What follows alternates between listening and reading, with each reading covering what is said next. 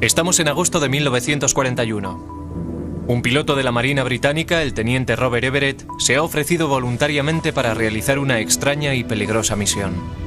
Está a punto de probar en combate un disparatado invento que podría derrotar a los submarinos alemanes que merodean por los mares y salvar a Inglaterra de la hambruna. El primer caza impulsado por cohetes del mundo. El piloto va a estar muy estresado. Esta misión es sin lugar a dudas la más difícil de cuantas habrá tenido que realizar durante su carrera como piloto de combate. La misión de Everett consiste en un vuelo de ida en medio del Océano Atlántico. Ha depositado su confianza en el trabajo de un grupo secreto de científicos inconformistas reclutados por los aliados. Se trata de superar por todos los medios la mejor tecnología del régimen nazi por medio de despegue vertical, propulsores cohéticos y alas que dificulten la detección. Esta es la historia nunca contada de los aviones secretos de los aliados y los hombres y mujeres que imaginaron el mañana.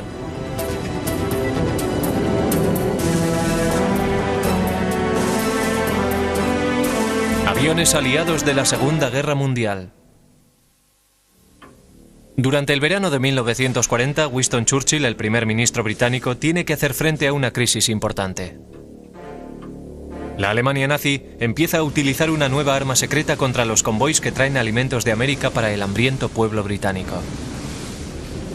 Es el primer Focke-Wulf Cóndor, el primer avión militar capaz de volar con autonomía hasta la costa este estadounidense.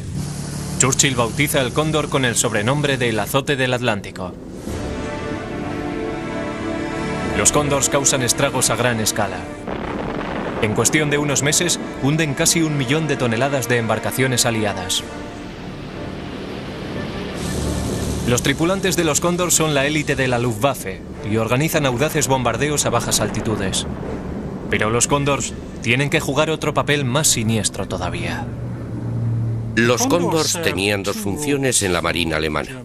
Eran bombarderos que atacaban a los barcos aliados, pero también se convirtieron en los ojos y oídos de la flota submarina, ya que podían ver a los convoys e indicar su presencia a los capitanes de los submarinos. En el Atlántico había zonas en las que los aliados no podían ofrecer a sus convoys protección alguna contra los aviones de reconocimiento y bombardeo, lo que significaba que los alemanes podían enviar a esas zonas bombarderos de largo recorrido o aviones de reconocimiento de largo recorrido para localizar convoys y dirigir a los submarinos a dichas zonas, y era en ellas en las que los submarinos tenían libertad de movimientos para atacar a los convoys. La alianza entre los Cóndors y los submarinos amenaza con doblegar a Gran Bretaña. Winston Churchill admite que es su mayor preocupación. Ante la urgencia de encontrar una solución, Churchill sugiere un osado plan. Los acorazados británicos y estadounidenses están equipados con catapultas de vapor para lanzar aviones de observación. ¿Podrían instalarse dichas catapultas en las cubiertas de los buques mercantes para lanzar a los cazas desde ellas? Pero ninguna de las catapultas existentes tiene potencia suficiente para lanzar a un caza pesado como el Hurricane. Y Churchill pide ayuda a una unidad secreta de investigación, conocida como Royal Aircraft Establishment, situada en Farnborough, Inglaterra. Los científicos responden al cabo de una semana con un increíble sistema para lanzar a los Hurricane desde la cubierta de un buque mercante. Decidieron utilizar una plataforma de cohetes para lanzar a los Hurricane al aire. Y si nos paramos a pensarlo, es el único modo de lanzar a un caza Hurricane con todo su armamento y su combustible desde la cubierta de un buque mercante en muy poco tiempo. La catapulta es impulsada por un grupo de 13 cohetes de combustible sólido. Es la mayor catapulta de la historia militar desde los tiempos de los romanos. ¿Pero funcionará en combate? Lanzar a un Hurricane desde un barco por medio de una catapulta propulsada por cohetes no es tan fácil como parece. Para empezar, el cohete tenía que alcanzar instantáneamente una velocidad suficiente para hacer despegar al avión desde la cubierta, ya que de otro modo se caería al mar. Al mismo tiempo, la potencia del cohete no podía darle demasiada velocidad o podría romperle el cuello al piloto. El primer vuelo de prueba tripulado tiene éxito, pero hay algunos problemas graves en la idea de la catapulta. Una vez que ha sido lanzado, es imposible que el piloto vuelva al barco. El motivo principal de la introducción del Hurricane fue en esencia como medida provisional. Se trata de un viaje de ida y posiblemente de una misión suicida. Los Hurricane modificados, llamados Harricat, serán pilotados por voluntarios. La primera batalla entre un Harricat y un Cóndor tiene lugar en agosto de 1941. El piloto del Harricat había sido jinete de carreras y había ganado el Grand National, Robert Everett. Es la prueba final de esta nueva táctica y la misión más sobrecogedora de cuantas ha realizado Everett. Yo sentiría una gran ansiedad, no solo por despegar por medio de aquel aparato propulsado por cohetes, sino por tener que enfrentarme a un bombardero con muchísima artillería, sabiendo que luego, si no te derribaban, tenías que tirarte al mar de todos modos. Este tipo de misiones me llenan de ansiedad. En lo alto, entre las nubes, sobre el convoy, el Cóndor alemán de patrulla no ve el lanzamiento de Everett propulsado por cohetes, y este logra pillar por sorpresa al piloto alemán, que aún así consigue causarle desperfectos al Harricat con el fuego de sus ametralladoras. Cuando Everett se acercó al Cóndor se encontró con un problema. El Cóndor estaba repleto de armamento defensivo. Llevaba 8 ametralladoras y un cañón pesado, algo que pronto pasó factura a su avión. Sabiendo que es lo único que se interpone entre el convoy y su destrucción, Everett dispara la munición que le queda a la cabina de mando del Cóndor. El bombardero nazi cae envuelto en llamas. El primero destruido por un Harricat. Pero Everett no se encuentra aún fuera de peligro.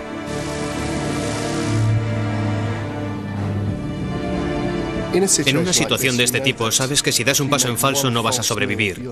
Si no encuentras al convoy, el convoy no te va a encontrar a ti. Estás a 70 u 80 kilómetros de distancia, y por lo que respecta al convoy, podrías estar en cualquier sitio y en cualquier dirección. De modo que si no encuentras al convoy, casi te puedes dar por muerto. Tiene suerte. Everett lleva su avión a una altitud de 600 metros y ve al convoy. Aterriza sobre el agua cerca de los buques británicos, pero su Harricat comienza a hundirse rápidamente. El Hurricane era un avión muy peligroso para tratar de aterrizar en el mar. Se volcaba fácilmente. Y eso fue lo que le ocurrió a Everett. Tan pronto tocó el agua, el avión se volcó sobre la parte frontal y empezó a hundirse. Y Everett se hundió con él. Tuvo que esforzarse para conseguir abrir la cubierta de la cabina y necesitó mucha suerte para conseguir alcanzar la superficie. El rey Jorge VI le concede a Everett la Orden de Servicios Distinguidos por haber derribado al Cóndor. Everett fallece al año siguiente durante un acto de servicio activo. Pero los barcos Harricat han inclinado la balanza en contra de los Cóndors.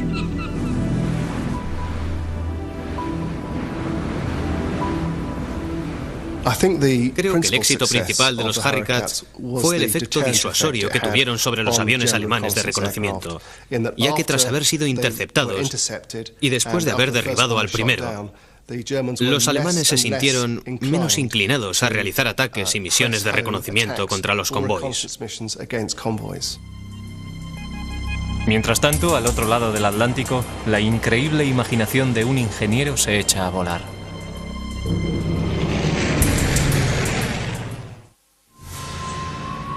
A principios de 1943, los ciudadanos de Stratford, Connecticut, dicen haber visto extraños objetos con forma de platillo surcando los cielos. Este platillo volante es el primer avión estadounidense de despegue casi vertical y puede ser la respuesta al problema de proporcionar a los barcos la protección de un caza en alta mar. Conocido como la Creb voladora, es una creación de un genio inconformista, Charles Zimmermann. Charles Zimmermann tipificó al tipo de ingeniero que vimos surgir y hacer trabajos de campo en los Estados Unidos tras la década de 1920. Los Estados Unidos descubrieron que estaban muy por detrás de los países europeos en el diseño de aviones de combate de alto rendimiento. Charles Zimmermann fue uno de los que encabezaron el esfuerzo para corregir aquella diferencia. En 1933, Zimmermann entró en la NACA, o Comité Nacional de Asesoría Aeronáutica, la predecesora de la actual NASA. La NACA fue una organización extraordinaria, ya que recuperó la excelencia pericial del trabajo técnico estadounidense. La NACA creó, por ejemplo, una comprensión mucho mejor del diseño de las alas. En la NACA, el objetivo de Zimmermann consiste en encontrar la forma de ala perfecta. Como resultado, construirá un avión que aún sigue estando muy por delante de su tiempo. Está fascinado por la idea de crear un avión que tenga un tremendo abanico de velocidades, que por una parte tenga una velocidad tope muy alta y que por la otra tenga una velocidad mínima muy baja para el aterrizaje. El ala de un avión normal tiene una gran envergadura de la base a la punta para poder crear fuerza propulsora, lo que se conoce como bajo alargamiento de ala. El ala de un avión funciona creando distintas áreas de presión. Lo que significa es que tenemos el ala aquí, y cuando el flujo de aire choca contra el borde frontal, tiene que recorrer un trayecto mayor desde aquí hasta aquí que desde aquí hasta aquí. Eso crea baja presión en este lado y alta presión en este otro, y cuando el aire trata de pasar de la zona de alta presión a la zona de baja presión, empuja el ala hacia arriba. Pero el ala de un avión normal tiene una gran desventaja. El bajo alargamiento de ala crea un efecto de resistencia contra el flujo de aire que reduce la velocidad del avión. Pero Charles Zimmermann tiene una respuesta para este problema. La idea era esta: ¿por qué no hago un ala mucho más pequeña con un alargamiento de ala mucho menor? Un ala estrecha crea menos resistencia aerodinámica, lo que permite una velocidad mayor, pero también resulta problemática. Cuando la pérdida ocurre en el lado de esas alas cortas y gruesas, igual que ocurre en todas las alas cuando el aire pasa de la baja presión a la alta presión, crea turbulencia en el borde del ala y por lo tanto reduce la sustentación y aumenta la resistencia. El efecto general que eso tiene sobre el ala es mayor en alas cortas y gruesas que en las alas largas. Para abrirse paso a través de dicha turbulencia, el avión quema más combustible. Pero Charles Zimmermann es el primero en descubrir una solución para ello. La solución de Zimmermann para ese problema fue increíblemente simple. Para evitar que el aire se perdiera por debajo de las puntas de las alas, decidió pasar los motores a dichas puntas de modo que las aspas giratorias de las hélices empujaran el aire bajo las alas. Una vez resuelto el problema de la turbulencia, el ala estrecha proporciona menos resistencia y mayor velocidad. Pero el nuevo diseño tiene otra revolucionaria propiedad: el despegue vertical. Lo que observó fue algo similar en muchos aspectos a lo que hoy consideraríamos el rotor vertical. Su idea consistía básicamente en crear lo que nosotros llamaríamos un superstall, un superavión de despegue y aterrizaje corto. Zimmermann descubre que las singulares características del bajo alargamiento de ala combinada con las hélices en las puntas de las alas significan que el avión flota desde el suelo en vertical, literalmente, con una fuerte brisa.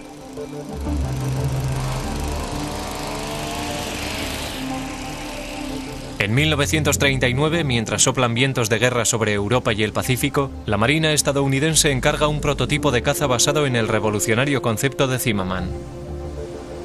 Lo llaman V-173. Tiene una envergadura de ala de solo 6,90 m, minúscula según los estándares actuales. Para ahorrar tiempo en la prueba de diseño se utiliza un tren de aterrizaje fijo. Las altas patas colocan al avión en el mejor ángulo para conseguir un despegue inmediato. La cabina de mando se extiende por debajo del avión, proporcionando una mayor visibilidad, como en un helicóptero.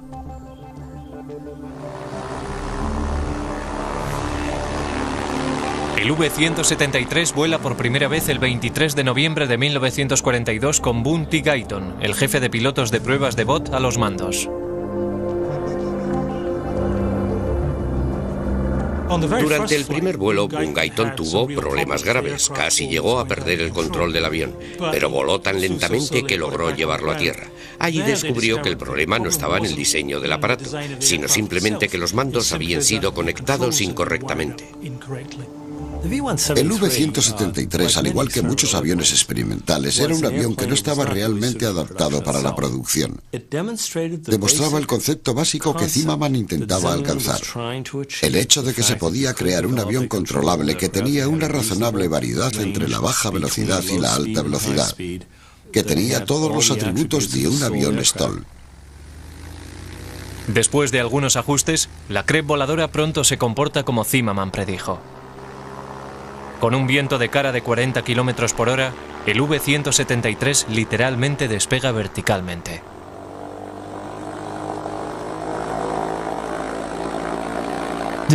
Pilotar un avión V-173 suponía todo un reto.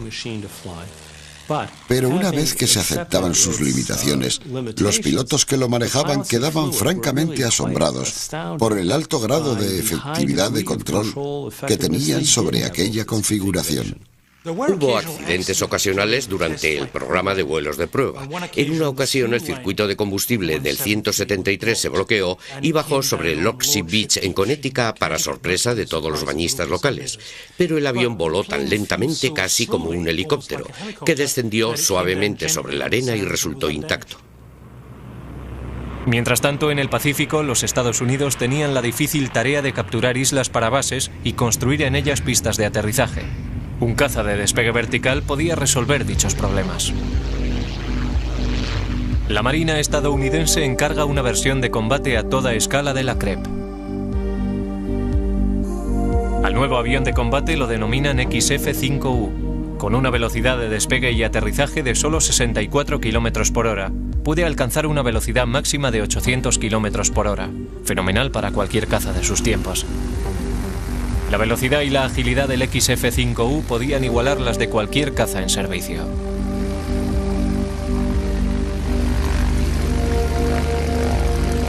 El XF-5U está propulsado por dos potentes motores Pratt & Whitney.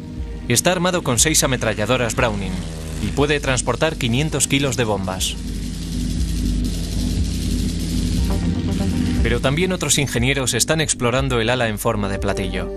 En la Alemania nazi se han puesto a trabajar en secreto para crear un prototipo de avión conocido como la bandeja de cervezas. Los alemanes estaban intrigados por el bajo alargamiento de ala, pero no llegaron al gran avance realizado por Zimmermann al poner los motores en las puntas de las alas. La versión prototipo de caza de la CREP salió finalmente de la fábrica el 25 de junio de 1945, pero las cosas están cambiando muy rápidamente en el mundo de la aeronáutica. Estábamos sufriendo un cambio paradigmático radical en la aeronáutica. Y ese cambio paradigmático consistió en pasar de la era del avión impulsado por hélices y pistones a la era del turborreactor. Al final de la Segunda Guerra Mundial era imprescindible crear una tecnología basada en el motor a reacción. Los aviones de motores de pistones y la tecnología estaban llegando al final de su trayecto. Finalmente, en 1946, el XF-5U es dado a conocer al público. Pero empiezan a aparecer artículos que especulan con que el avión de aquella inusitada forma no es más que la tapadera de un programa secreto de platillos volantes, lo que hace que la CREP voladora de Zimmermann no se granjee el cariño de los conservadores militares. En 1947 Zimmermann había resuelto todos los problemas y el avión estaba listo para su primer vuelo. Y de repente la Marina estadounidense anuló todo el proyecto y ordenó el desguace del prototipo. Lo que para mí es incomprensible es que después de haberse molestado tanto y de haber invertido las sumas de dinero necesarias para llevar a aquel avión a buen término, se destruyera el aparato intencionadamente antes de su primer vuelo, porque habría sido muy valioso para la posterior historia de la creación de los aviones Stoll y el uso y empleo posteriores de los aviones Stoll, que hubiésemos tenido datos de un avión como era el XF-5U-1 para situarlos al lado de los datos del V-173. La búsqueda de Zimmermann por crear un caza de despegue vertical no cayó en el olvido. Pero finalmente los militares estadounidenses no adquirieron ese tipo de aviones hasta finales de la década de 1970, el reactor Hawker Harrier británico.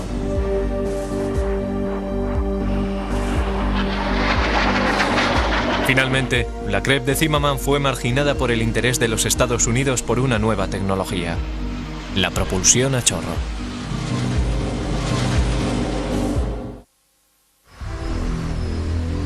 En agosto de 1939, 2 semanas antes de que los nazis invadieran Polonia, los estadounidenses reciben una singular visita para ver una demostración especial de sus aviones militares más recientes. Se trata de Ernst Udet, el encargado de la creación de aviones para las nuevas fuerzas aéreas de Hitler, la Luftwaffe. A Udet no le impresionan los aviones estadounidenses más recientes y sabe que Alemania ya ha empezado a construir un avión que está años luz por delante de los mejores de los Estados Unidos. El primer reactor de combate del mundo, el Heinkel 280. La historia de los Estados Unidos y el reactor es la historia de un gran bochorno nacional. Hubo varias comisiones nacionales, incluso en 1939, después de la época en la que ya volaban los primeros reactores, que se pronunciaron diciendo que el avión turborreactor era algo imposible. Sin embargo, algunos ingenieros imaginativos estaban pensando ya en la propulsión a chorro a pesar de la oposición oficial a esa idea. La Lockheed era una compañía conocida por estar dispuesta a adoptar nuevos e innovadores diseños. Durante la Segunda Guerra Mundial, la Lockheed aplicó esa filosofía a la revolución del turborreactor. Durante muchos años la Lockheed tuvo un ingeniero muy singular llamado Nathan Price. Fue uno de los inventores de los motores a reacción sobre el papel. Se hizo partidario de los motores a reacción. En la época en la que Nate estaba trabajando en el motor, en la que lo examinábamos y en la que lo examinaba a cualquiera que pudiera seguir sus apuntes, no encontramos ningún defecto en lo que estaba haciendo. Diseñamos un avión para acoplarlo alrededor de aquellos dos motores, un caza. Hasta entonces no habíamos tenido un avión supersónico y estábamos razonablemente seguros de que era muy probable que aquel avión fuera capaz de alcanzar velocidades supersónicas. El avión diseñado por Nathan Price y Willis Hawkins es el primer intento estadounidense para conseguir un reactor de combate. Conocido como modelo Lockheed L-133, está diseñado alrededor de unas alas de Canard, lo que significa que las aletas de control utilizadas para ascender y descender están situadas en la parte frontal del aparato. Las revolucionarias características del L-133 lo convierten en un avión muy por delante de su tiempo. En el concepto original había un dispositivo de poscombustión. Y que yo sepa, nadie había hablado de tal cosa en Gran Bretaña, ni en los Estados Unidos, ni en Alemania. Pero el L-133 no llegó a construirse. Antes del bombardeo de Pearl Harbor, los militares estadounidenses no estaban convencidos de que el reactor fuera viable. Pero el viaje a Gran Bretaña de un oficial estadounidense de alto rango lo cambió todo. En abril de 1941, Hap Arnold, que entonces era el jefe de los cuerpos aéreos del ejército, que pronto pasarían a convertirse en las fuerzas aéreas del ejército, va a Inglaterra y le dice a su anfitrión literalmente: ¿sabe? Algunos de mis técnicos me dicen, aunque le pueda sonar raro, que tal vez debiésemos centrarnos en las turbinas de combustión interna. Y la respuesta que recibe es esta: por supuesto. ¿Quiere ver nuestro avión? Le muestran a Arnold el prototipo Gloster Whittle, el primer turborreactor británico.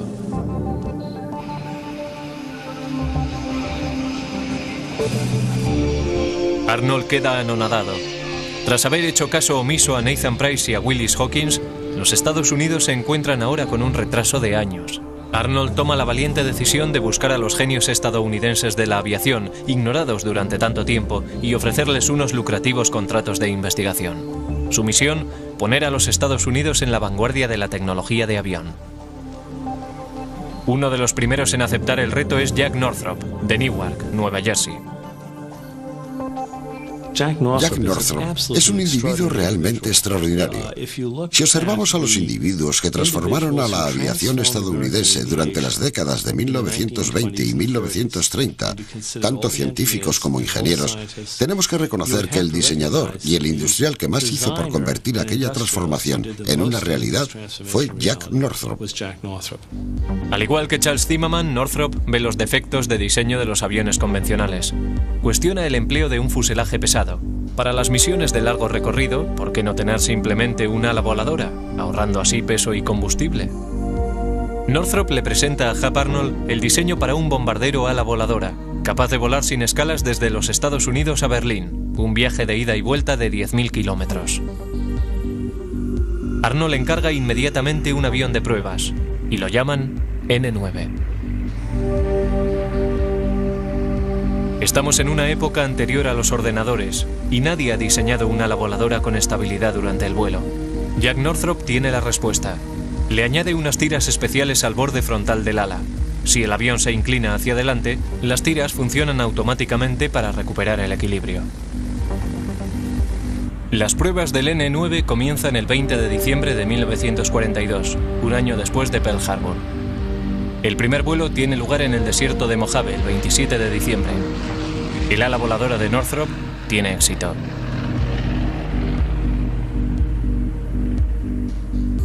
Ahora se dirige a Hap Arnold con otra audaz idea: ponerle al N-9 un motor cohético para proporcionarle capacidad para enfrentarse a los nuevos reactores alemanes.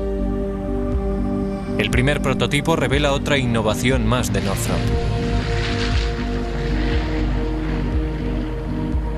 Igual que en el caso del aviador Wright, el piloto estaba tendido sobre el estómago a los mandos del avión para proporcionarle un mínimo perfil frontal. El 5 de julio de 1944, el primer avión cohético estadounidense conocido como el XP-79A realiza su primer vuelo. Northrop quería propulsar el avión con un motor cohético muy exótico, conocido como rotorreactor. Pero el rotorreactor era increíblemente peligroso y su creación muy enrevesada, por lo que se tomó la decisión de propulsarlo con 2 reactores Westinghouse. El ejército denomina esta versión XP-79B, con la incorporación de otra revolucionaria idea. Será una motosierra voladora. El XP-79, a veces conocido como el ariete volador, era un avión armado con 4 ametralladoras del calibre 50 y además tenía los bordes frontales de las alas reforzados porque se esperaba que pudiera embestir y sobrevivir a la embestida de un avión enemigo, por lo general un bombardero. En septiembre de 1944 está claro que la construcción del nuevo motor se está retrasando. El ejército decide anular el revolucionario caza de Jack Northrop. Pero Northrop sabe que su ala voladora es el futuro de la aviación y sigue adelante con el proyecto financiándolo con su propio dinero. El 12 de septiembre de 1945, solo un mes después de la rendición de Japón, el XP-79B de propulsión a chorro está listo para realizar el vuelo inaugural. El piloto es Harry Crosby. En el primer vuelo, Crosby demostró que el avión podía volar perfectamente y luego, por desgracia, hacia el final del vuelo, tuvo un problema de control causado por una válvula de admisión de un ala que no funcionaba debidamente. Perdió el control del avión. Crosby no pudo escapar y falleció al estrellarse. Con la destrucción del único XP-79, Jack Northrop abandona el proyecto del caza y se centra en su bombardero ala voladora. Lo que vemos en el ala voladora de Northrop es un vehículo que está por delante de su tiempo. Es un prodigio de imaginación de ingeniería. Lamentablemente, la tecnología necesaria para convertirlo en un éxito, la tecnología de control de vuelo principalmente, no estaba disponible en aquella época. Mientras Northrop experimenta con su innovadora ala voladora, Hap Arnold recuerda los primeros estudios de la Lockheed sobre la propulsión a chorro con el L-133. Los Estados Unidos deben esforzarse en construir un reactor de combate para enfrentarse a los alemanes. La Lockheed es la elección evidente. Un equipo formado por 50 de sus mejores ingenieros comienza la construcción de un nuevo avión bajo la dirección de Clarence Kelly Johnson. Algunos, como Willis Hawkins, ya habían trabajado en el proyecto anterior del L-133. Kelly había prometido que el avión estaría preparado para volar 160 días después de la firma del contrato. Y las fuerzas aéreas habían firmado el contrato, por lo que teníamos una ardua tarea por delante. Las fuerzas aéreas del ejército bautizan al nuevo avión con el nombre P-80 Estrella Fugaz. Para ahorrar tiempo, el P-80 tiene un diseño mucho más sencillo que el L-133, pero se mantienen muchas características del proyecto anterior, incluida el ala. El primer vuelo tiene lugar el 8 de enero de 1944. Debía de haber unos 20 ejecutivos distintos de la Lockheed y tuvimos que sentarnos todos sobre las dunas de arena. No había sitio para estar de pie. Lo único pavimentado era la pista, y despegó, y realizó un magnífico vuelo inaugural, incluido un pase a gran velocidad por delante de la duna bastante emocionante. Así fue como nació el P-80. El P-80 es el primer avión estadounidense que supera los 800 km por hora en vuelo horizontal, mucho más rápido que el XP-79B de Northrop. Los Estados Unidos han entrado por fin en la era de los reactores. Pero el P-80 no está diseñado para la guerra naval. La Marina estadounidense debe tener un reactor propio para enfrentarse a los japoneses en el Pacífico. Eso cambiaría la historia de la aviación.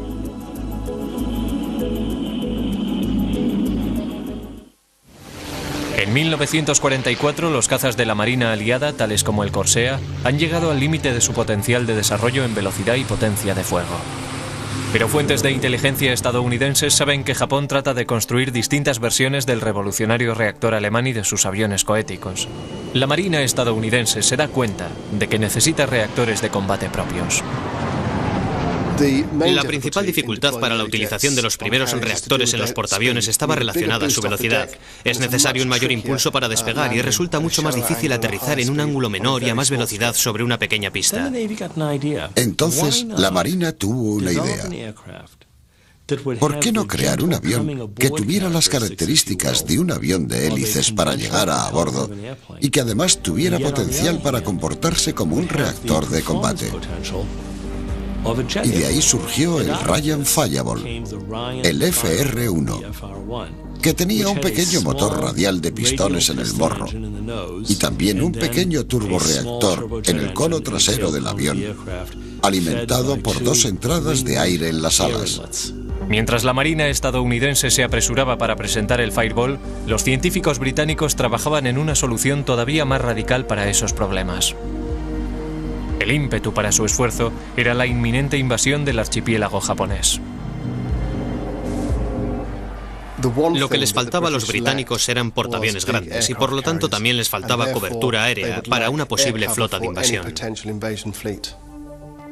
La respuesta fue un avión único en la historia de la aviación. Un hidroavión de combate de propulsión a chorro. Lo llamaron Squirt. Su piloto de pruebas es el capitán Eric Brown.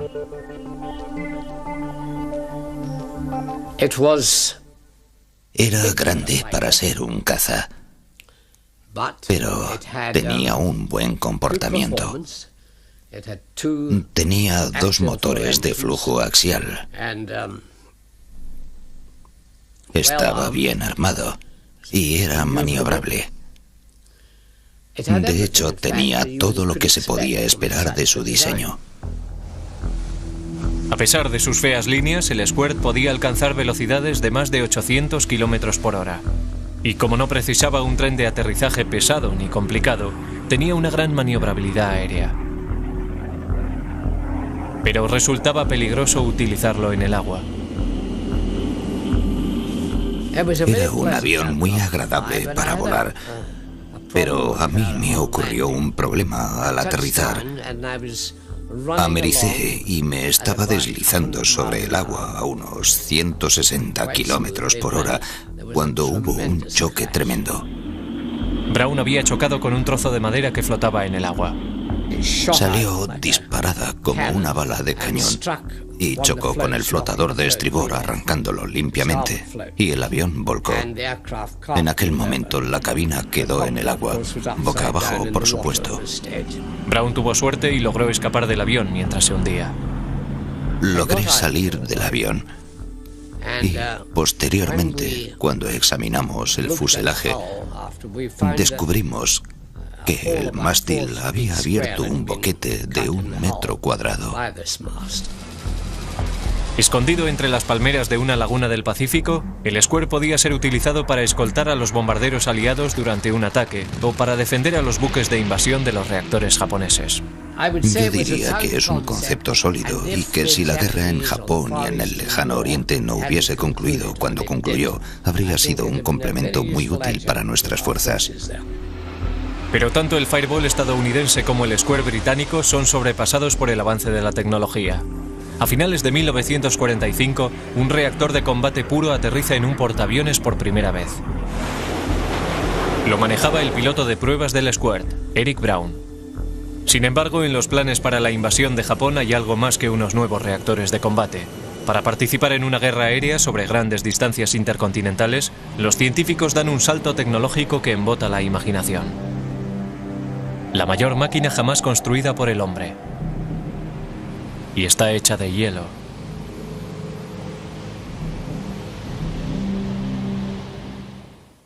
En 1942, Winston Churchill, el primer ministro británico, recibe una visita inesperada en su residencia oficial en la campiña inglesa.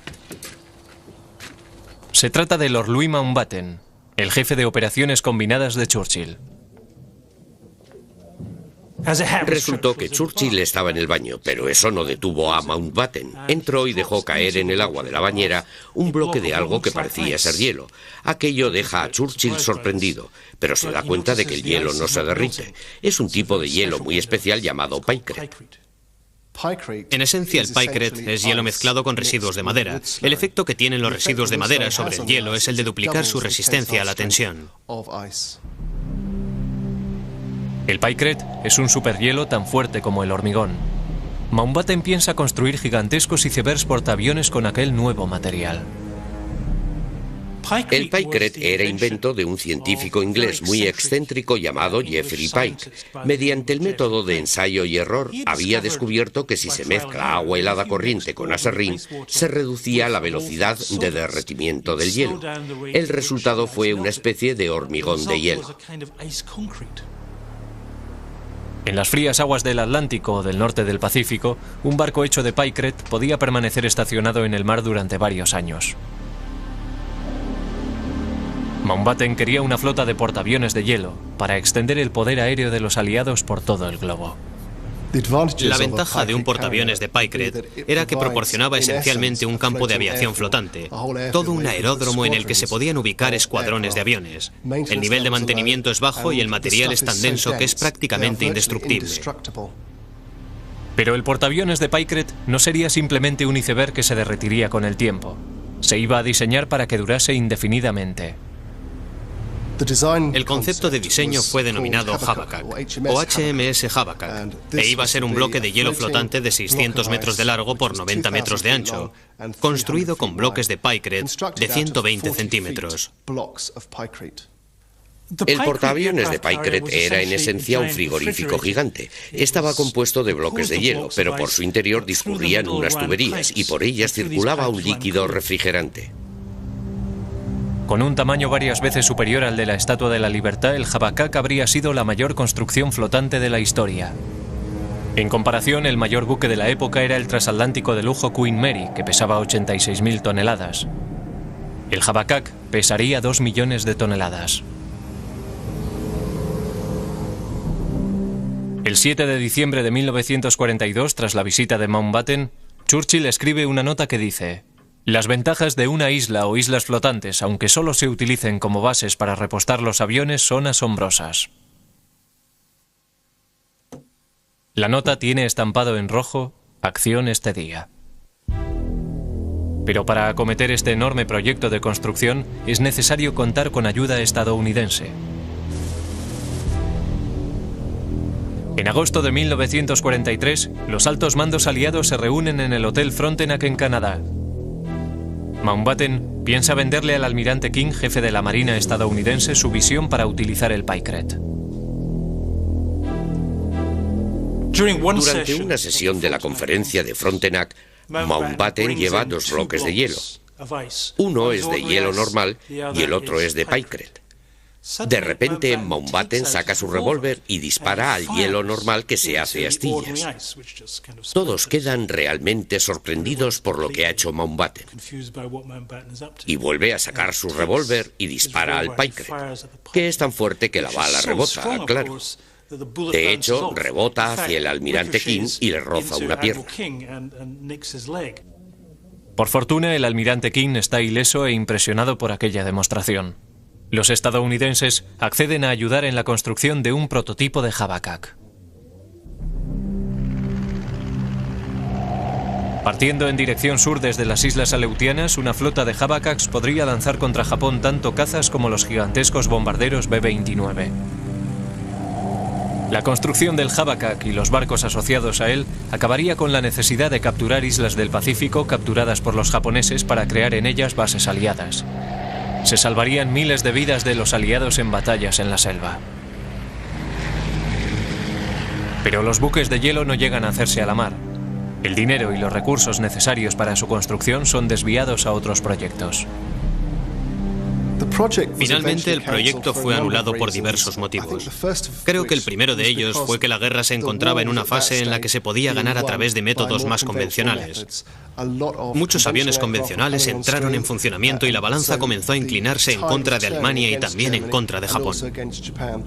Cuando se terminó el prototipo de portaaviones de Priket, la guerra ya había cambiado. Los Estados Unidos ya estaban construyendo la bomba atómica y ya habían empezado a construir grandes cantidades de nuevos portaaviones. De hecho, la hora del Priket ya había pasado. La época de los inventores inconformistas estaba llegando a su fin. La necesidad de crear nueva y revolucionaria tecnología se vio relegada ante la posibilidad de ganar la guerra con métodos menos arriesgados.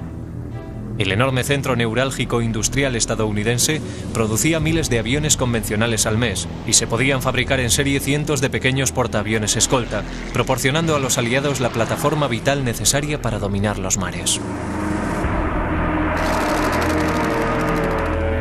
Pero los buques de hielo, aunque jamás fueron votados, no han quedado en el olvido. A partir de la Segunda Guerra Mundial ha habido numerosas propuestas para construir buques comerciales e incluso islas flotantes hechos de Priket. La idea más reciente consiste en construir una isla que albergaría lo que sería una comunidad independiente, liberada de los demás gobiernos del mundo y sin ningún tipo de impuestos. La Segunda Guerra Mundial fue testigo del nacimiento de una gran variedad de nuevas tecnologías radicales. En aquel frenesí de innovación, no todos los proyectos tuvieron éxito. Algunos fallaron por falta de apoyo o de recursos, otros por limitaciones técnicas y otros simplemente por estar demasiado por delante de su tiempo. Muchos de aquellos proyectos secretos de aviones aliados no llegaron a entrar en combate, pero eso no es lo importante. Fueron productos de mentes dispuestas a trabajar más allá de lo evidente, y eso es lo que crea el espíritu de progreso. Son individuos que se enfrentan a verdaderos retos y crisis mundiales. Cuando uno comprende lo que trataban de hacer, a veces, aquellas elecciones de diseño, con sus defectos y sus rarezas, empiezan a tener mucho más sentido. Y a veces resulta sorprendente ver cómo vuelven de un modo espectacular, muchos años después, consiguiendo un éxito mucho mayor. La Crepe voladora original de Charles Zimmermann no llegó a despegar, pero desde entonces su sueño sobre el despegue vertical ha servido de inspiración para muchos diseñadores de aviones. Al echarle un vistazo al rotor vertical que hoy vemos en el V-22 o en su antecesor el XV-15, se trata en realidad de los herederos del tipo de enfoque y de trabajo que Charlie Zimmermann emprendió por vez primera con el V-173.